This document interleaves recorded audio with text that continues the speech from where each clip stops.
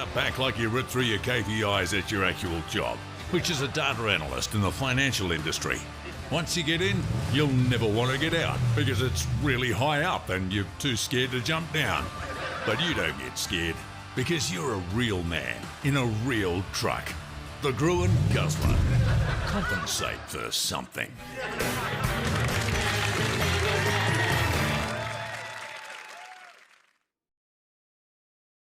Annabelle is back. Hello. With an appetite for politics. Isn't it a bit of a bummer that sports and rorts rhyme? Treat it like the netball court. I'm there for business. Never underestimate the potato, eh? Kitchen Cabinet. Stream now on ABC iView. This program is classified M and is recommended for people aged 15 years and over.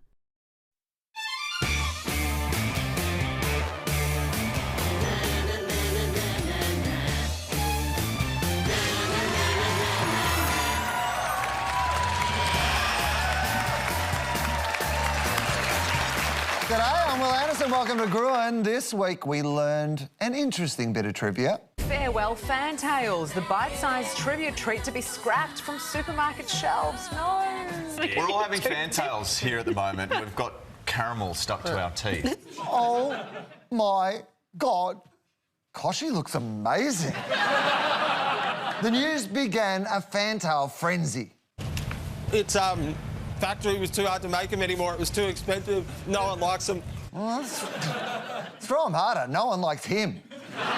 Fantail fans reacted with outrage. I'm shooketh. It's giving, why would they do that vibes. It is giving those vibes. There were touching tributes. As we go on, we remember all the times we had together. Wait, are they dead or did they just finish year 12? Other fans shared fond fantail memories. Oh, they kind of get stuck in my teeth, so I don't really like them, to be honest. It's giving why would he say that vibes. And what kind of news network would waste time unwrapping fantails? Well, we would, back in 1967. Well, now, what is this mysterious little object that's being so deftly unwrapped? I wonder if you recognise it. We'll be giving you a story about that in just a moment. Oh, and people say the ABC is boring. And the ABC asks the hard questions. One annoying thing I've noticed on the packet is you quite often only have half a biography. I mean, is this a deliberate policy on your part? Yes, answer him, you coward! But my favourite part was this dramatic zoom out.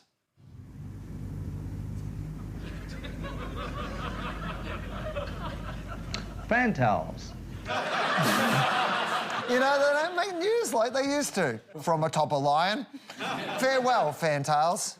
Oh, who am I? I am on tonight's Gruen. I know this one. Please welcome Todd Sampson, Emily Taylor, Kamei O'Keefe, and filling in for Russell Howcroft, it's Carolyn Miller.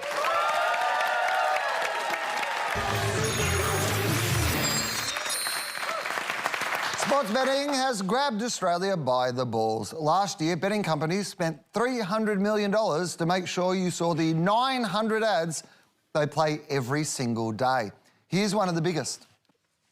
We're on here, boys.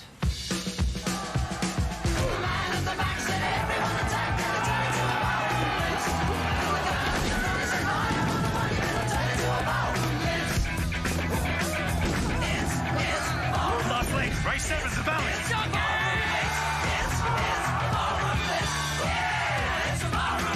What are you really gambling with? For free and confidential support, call the number on the screen or visit the website. Wow, betting looks as fun as dying in a war. The full version features risky stunts, gamblers having a blast, and a brief look at how punting really feels. He got his ballroom blitzed. Also, for some reason, they gave the South Sydney mascot a gun. More like Ben Rabbit Smith. Oh. Emily, can a big fun ad distract from gambling's depressing reality?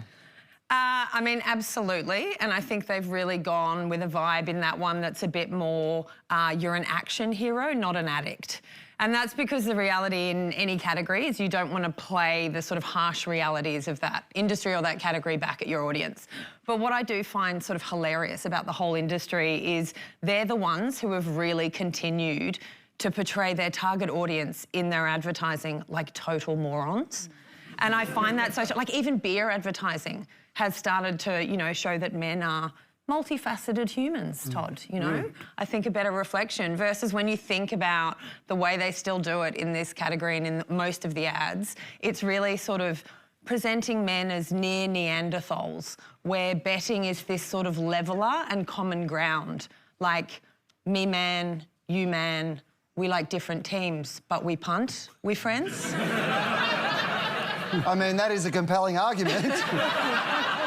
The thing is, what's the alternative? Like, of course you have to go all out and make it feel like a spectacle, that it's game on, that you want to be part of it. Because the alternative, if you lean into the reality, is a sad man at home on his couch, slice of Domino's in one hand and his eyes glued to his phone on the other. Like, that doesn't make for enticing or interesting TV. The challenge is they're normalizing it. I mean, they run so many ads, and ads like this, which is the entertainment sort of masks the reality, to normalize it, to make it seem like it's an integral part of sports, it's an integral part of watching it, it's an integral part of playing it, it's an integral part of athletes, and that's simply not true. And the advertising is probably the best vehicle they have at the moment to normalize it to the broad Australian market.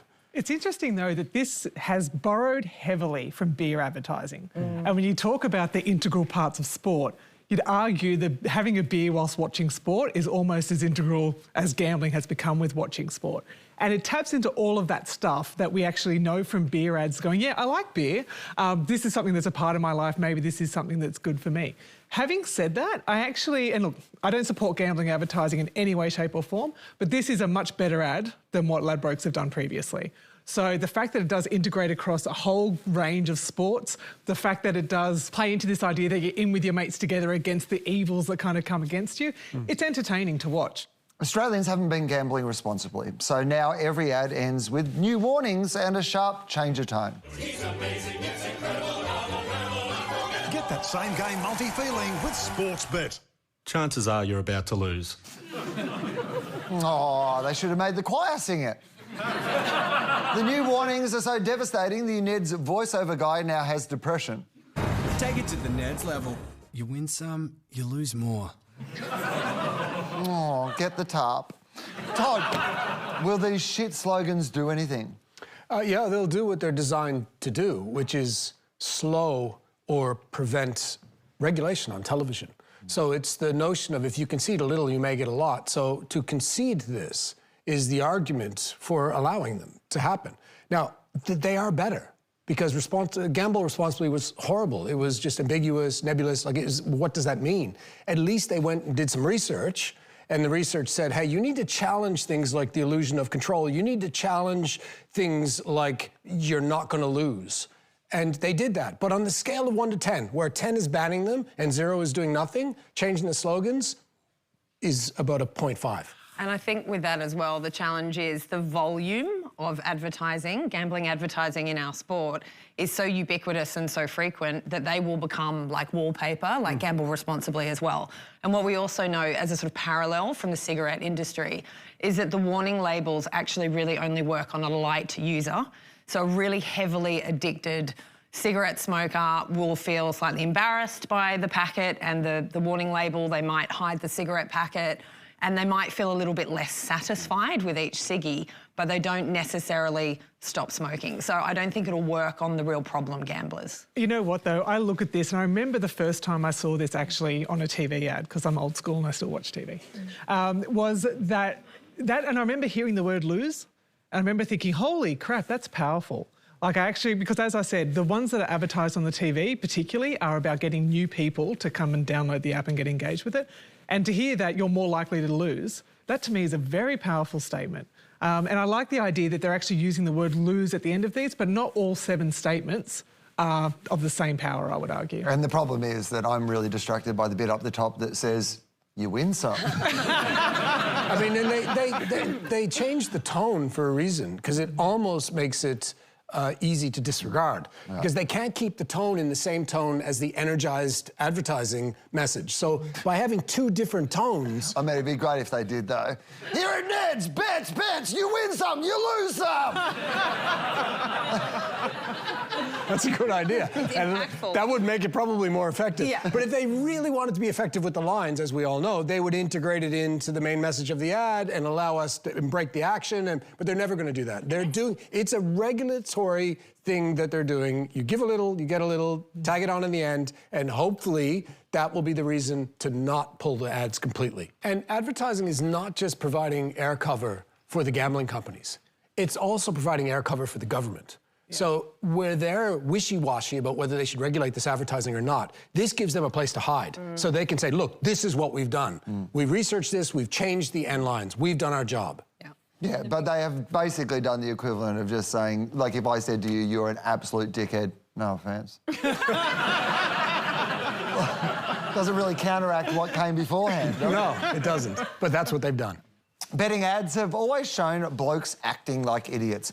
Now, betting is smart. The ads have elaborate control rooms and make taking a punt seem enlightened. Nailing a sports bet same-game multi makes you feel like a bit of a guru. Is that? Shh. He's multi-dating. Legend has it, he once landed a 20-legger. Actually, it was 22 legs. What's your secret? You shall find it within. The Sportsbet app. Get that same-game multi-feeling with Sportsbet. You win some, you lose more. For free and confidential support, call the number on the screen or visit the website. Legend has it, he just got cancelled. Obviously, the multi doesn't stand for multiculturalism. Cam, will this make gamblers feel smart? I mean, that's definitely the intention. So we know that when it comes to gambling, participation rates are much higher with men than women, particularly when it comes to the sort of skill-based betting or sports betting. So it's in the brand or betting brand's interest to play up this kind of the notion that it's a skill, that it's not dumb luck, because that way they can pander to the male ego and sort of position them as an expert, not an addict. Because it's definitely far sexier to feel that you're a guru than a problem gambler. But I do think with the language of punting, which I don't get at all, I had to Google what a 20-legger was, and given what we term a third leg in Australian slang, I was a little concerned about what might turn up, not a punter. But I do think it's interesting. There is a language of punting, and if you speak the code and you're in the tent, it is a connector, it's a conversation starter. It's sort of like an adult secret language, like pig Latin for adults. But don't you think even the fact that it's punting and not gambling is kind of like a shift away? Because gambling feels like something you do when you're addicted, but punting feels like an art form. Or wagering is the other term that gets used. Yeah, but I mean, gambling is something you do if you're a gambler, and punting is something you do if you're a punt. On the tally, punting ads are strictly regulated, so gambling apps are betting it's easier to target your phone with ads like this. I'm a big-time punter. Big-time punter. You know where you'll find me every Saturday? You know where you'll find me? Trackside. It's giving where do I know you from vibes. I'm shooketh. I am shooketh. And now they don't just target your phone, they want you to bet on the TV shows you're not actually watching, like Love Island, Dancing with the Stars, Have You Been Paying Attention, and even The Logies, where, tip, everyone is a loser.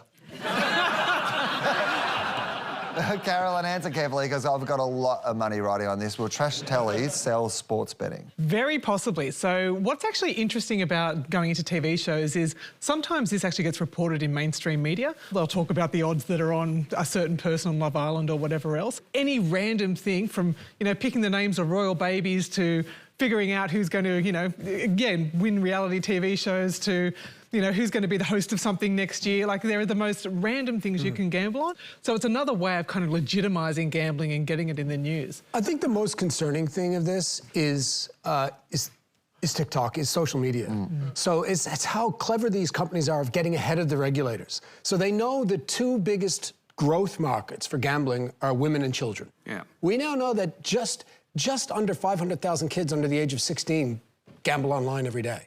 Like, it's a massive market, of especially children, online gambling. And so It's just so opportunistic of TikTok. So TikTok has now come out saying we're trialing gambling ads, which basically means they're going, wait, now there's going to be regulation. There's $300 million sitting in a pot that's going to be taken from television. We would like that pot. So we'll now trial gambling ads. And they know that they're in the Wild Wild West version, and they know that they have so much data that they're collecting all the time that they will know the team you're after, they'll know the player that you like, they'll know the code that you love, and they'll send you messages from influencers directly to you saying, you should gamble, this team's gonna win this week. And to me, I mean, that's the most concerning. It's not surprising that TikTok is going to be big in gambling. It's just sad because they're going to go straight to our children in an unregulated space. But back to that $300 million worth of pot you were talking about. Wherever you go, you will be bombarded by betting through betting billboards, betting banners, betting barriers, betting brollies, betting ads outside stadiums, betting ads inside stadiums, betting ads on the scoreboard, and betting ads on the players, including the Anzac round jersey, lest we points bet. They also sponsor this. This weather report is brought to you by Sportsbet. Make it a multi with Sportsbet. Imagine what you could be buying instead.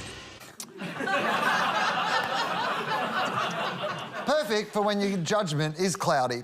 Australia's most hated ad is for PointsBet, which, according to Whingers, makes us sound like morons and gibbering idiots. So take a look, you morons, and don't gibber like idiots while it's playing. Come on, you know. What's that? How about this Philly in the fifth, fellas? Put a 50 on it? You know, I'll give you all, you know. Yeah, maybe. Yeah. Is that a yes or no? No, yeah. Grazing the wet hay, having a shot, you know. Good sort, can't complain. You know.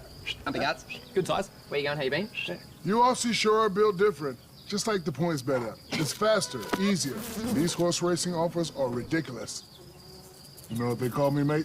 What's that? Shakadal Dundee. What's gambling really costing you? For free and confidential support, call the number on the screen or visit the website. It's costing me my respect for Shakadal Dundee. Cam, when everyone's sick of you, is it better to not advertise? So I just have to say, honestly, I am so surprised that that's Australia's most hated ad, that people are complaining about that, because I have seen far worse on the regular. And I also kind of like the fact, I actually like that spot, so maybe that's also just me, because I think, you know, from the other ads that we've seen, they tend to be all in one vein. You know, it's very kind of OTT, hyper-masculine. And, I mean, this is kind of blokey, but it's far gentler in tone and a little bit more pared back, so I'm here for that.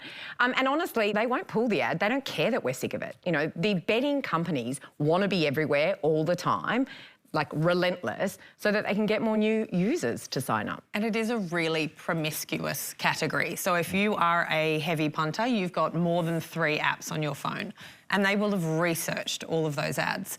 So the reality is what they're looking for is an ad that either irritates or somehow kind of just beds into your brain so that you remember and you choose that app. So I think it's a cycle that's just going to keep like, don't you reckon that's why they've used Shaq and the, what I always get their name wrong, unemployed?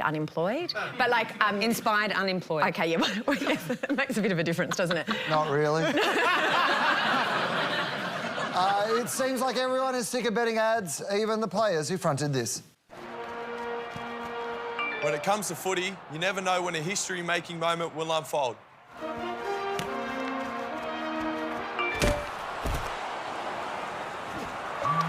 So why miss a single second? Because you're too busy betting.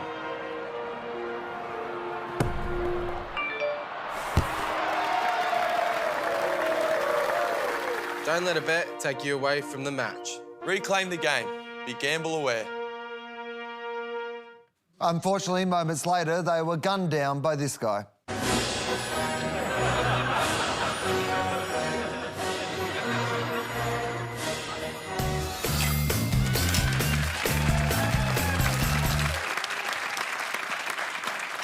Pets are the new babies, and just like babies, they're not all cute. So why not give every K9 a chance to feel like a K10? This week, we asked our agencies to convince us that pets need cosmetic surgery. Here's the first pitch. Hi, I'm Madeline, this is Jane. I'm Sam, and we're from Campaign Edge. Dogs are man's best friend, and also women's. We love our dogs. But that doesn't mean we should have to put up with them looking, well, Dog ugly, but not Jane.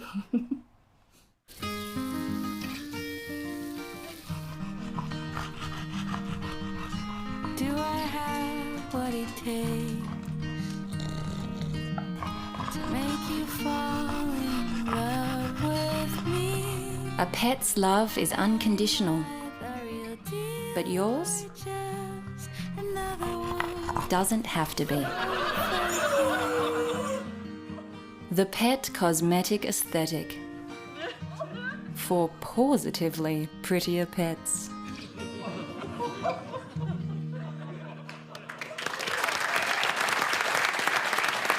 Wow, you've convinced me. Here's the second pitch. We identified that one of the core drivers of seeking cosmetic surgery is solving insecurities. So we decided to explore this idea, along with its unexpected benefits, for both pet and owner.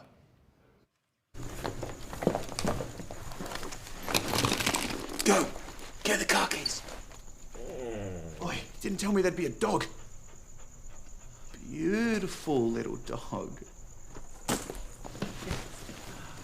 Look at you. Oh! Look at you.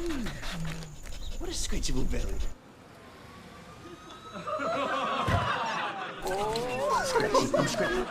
Wow, you've convinced me.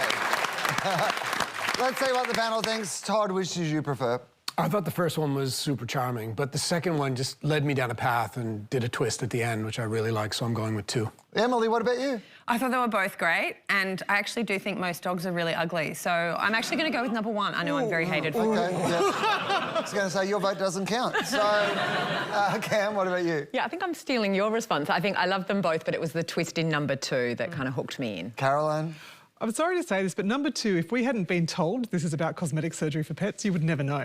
Like the dog was just cute and it was getting a belly rub and then there was some pet thing at the end. So I actually argue it doesn't work. My vote is for number 1. OK, that means we've got a tie. So luckily, we've got a trophy that splits in half. So congratulations, Campaign Edge and 3A3 Mullenlow Perth. We will fetch you this trophy and your slippers.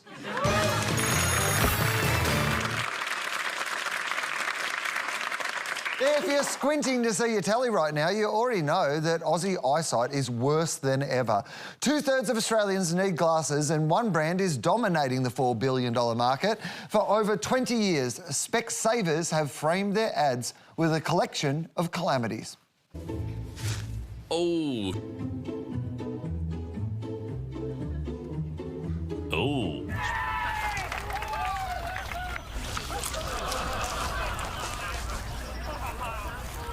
Should have gone to Specsavers. You know, that's how they make smashed avocado. But their latest campaign relies on Specs appeal. Oh, we must have met about 15 years back. He just has this way of looking into my eyes, like... Our kids even go to the same school. Oh, did I tell you? He runs his own business.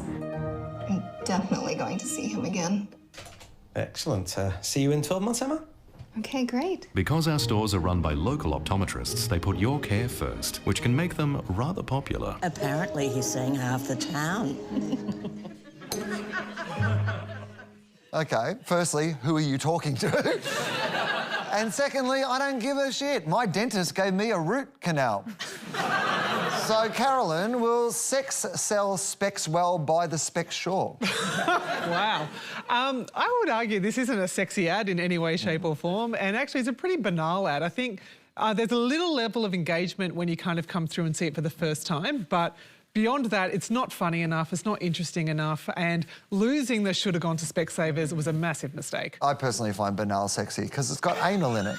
And a bee.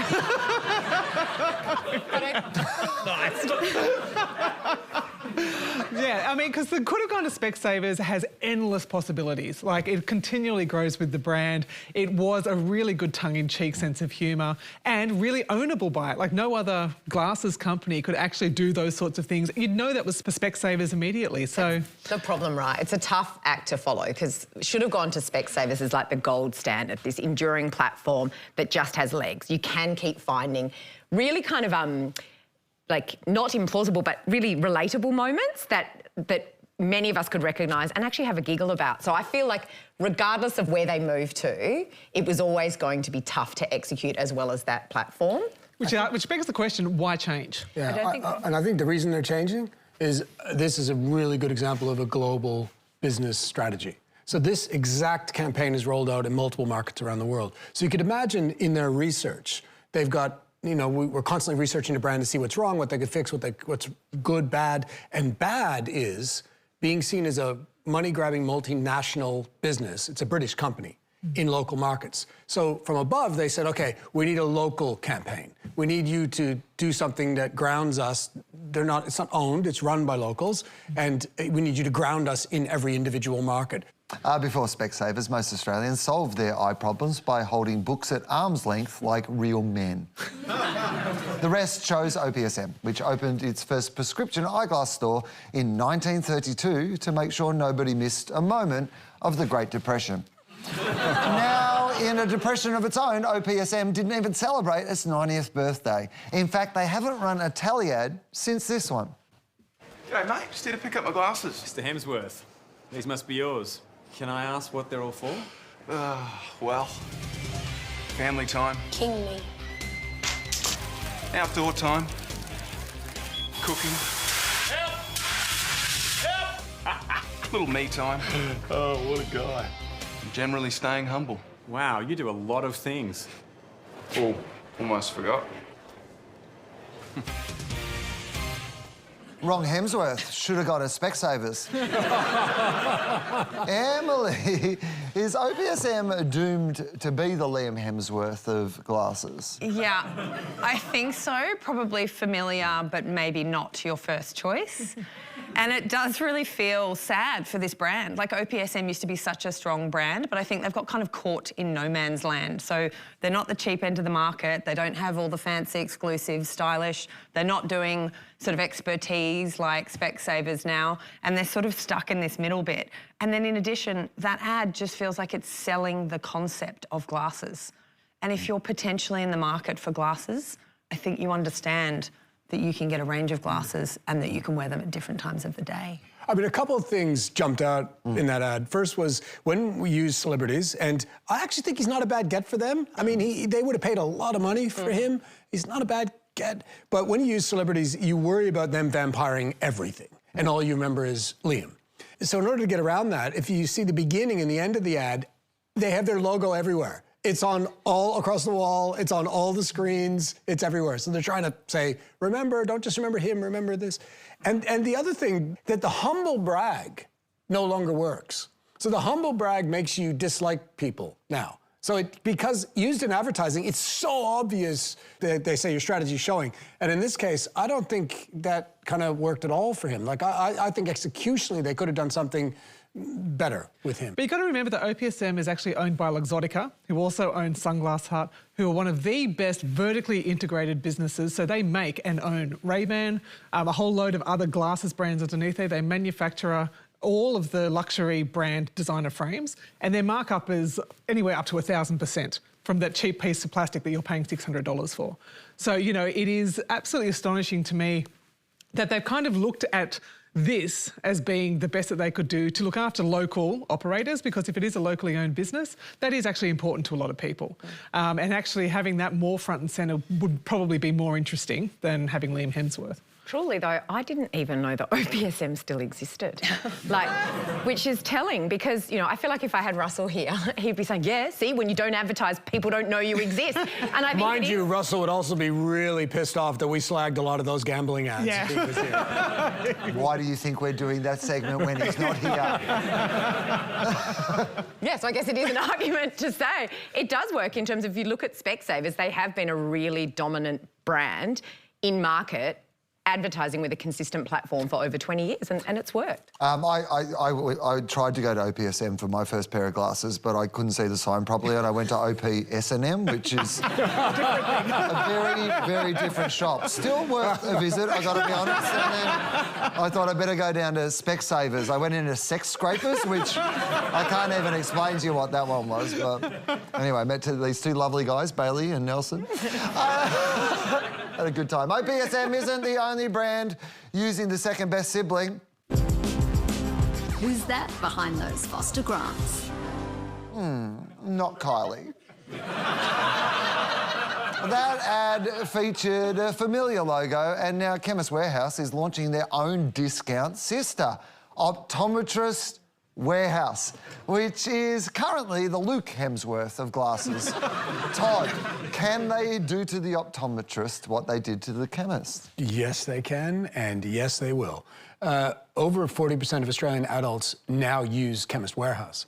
And what they do incredibly well is their branding. I mean, first, it's perceived as cheap using the warehouse imagery or the semiotics of a warehouse. Bunnings Warehouse, it does it masterfully as well. So they use all that kind of, it could be cheaper, it's probably cheaper, but you don't really know. So it's all the iconography of bargain, which we love. And then they are cheaper in most cases because of their floor space. And this is where they'll really get them. If they have big floor space and they're offering more things, they'll be able to keep the costs low and they'll be able to pass on a lot of savings to the customers. So they will actually have cheaper alternatives than the optometrists currently have. And the optometry business is a high margin business. So that's why they're looking at it, because they know they can scrape a lot of that margin.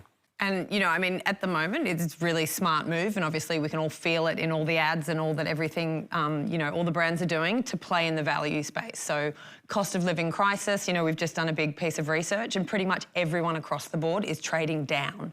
So from that aspect, we'll see people kind of come into this category who might have been buying $500 glasses before, quite happily doing that. And in fact, we did see in that research that 1 in 5 people have already cancelled their private health insurance.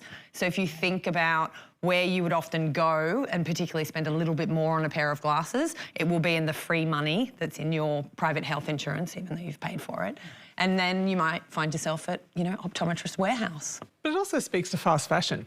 So, I mean, glasses, particularly if you wear glasses all the time, are a very defining fashion statement for your face. And trends change very quickly, and this sort of brand will tap in very well into this idea that you only have to wear them for 6 months and it doesn't matter if you break them or fashions change and you want to change them. But what I think is really sad about this, and in audiology as well, because this is certainly happening with the audiology industry, is this idea that local-owned businesses and small operators are going to be a thing of the past. And, I mean, it's not that that's a bad thing necessarily, but they just can't compete on the buying power. They can't compete on the kind of in-and-out transaction that these guys can do. But also, I think, you know, for people who do still want really personalised service and all the rest of it, having a local provider is still really important. My fundamental flaw for why this model may not get up is how do they make the jingle work? Because, you know, it's like... Chemist Warehouse, Optometrist Warehouse. Like, does that work? But do you just do the Bunnings Warehouse thing? Oh my God. And that's why it will work. Eddie Warehouse. Gambling Warehouse. Fanta's Warehouse. They're back. That's all you need is a jingle. Gruen Warehouse. It's actually quite fun, isn't it? We thought Specsavers had covered every myopic mishap imaginable, but we couldn't believe our eyes when we saw this band ad out of Germany.